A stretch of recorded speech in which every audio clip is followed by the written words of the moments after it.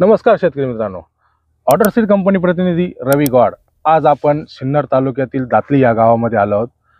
दातली गावामधील प्रगतील शेतकरी संदीप निवृत्ती भाबड यांनी आपली मधु 11 ही व्हरायटी लागवड केली होती। आज त्यांचा प्लॉट हार्वेस्टिंग झालेला आहे।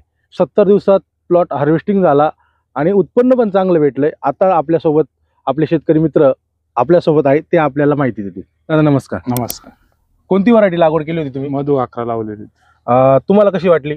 मधु 11 व्हरायटी एकदम खूप सुंदर आहे, वजनाला पण चांगली, माल पण एकदम व्यवस्थित बनतो आणि अवरेज पण चांगले निघते। ओके, तुम्हाला इतर वाणापेक्षा या व्हरायटीमध्ये काय व्यवस्थित वाटलं? काय वाणांपेक्षा आपलं पुढच्या दृष्टीने जर म्हणलं तर आपलं कणीस पण राहतं, दुसऱ्या दृष्टीने एक छोटं कणीस आपल्या गायींसाठी पण राहतं, आपले दोन्ही फायदे पण होतात, चारा पण होतो, वजन पण चांगलं, गुणवत्ता पण, क्वालिटी पण चांगली। तुम्हाला किती ॲव्हरेज आलं?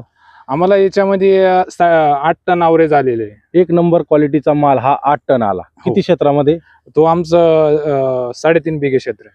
3.5 बिघा क्षेत्रामध्ये शेतकरी मित्रांनो 8 टन नंबर 1चा माल हा शेतकरी मित्रांनी उत्पन्न काढलेलं आहे आणि सेकंड माल अजून हा आपल्या प्लॉटमध्ये राहिलेला आहे, तर त्याचं उत्पन्न शेतकरी मित्रांना भेटेल।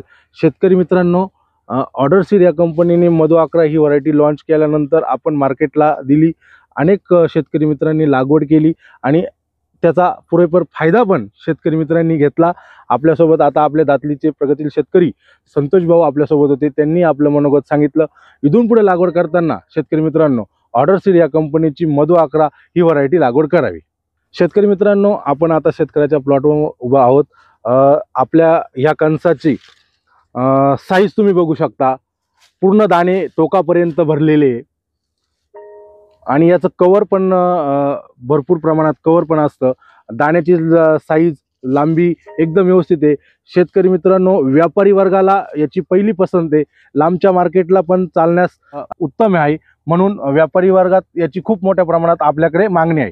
मधु 11 या व्हरायटीची मागणी आहे।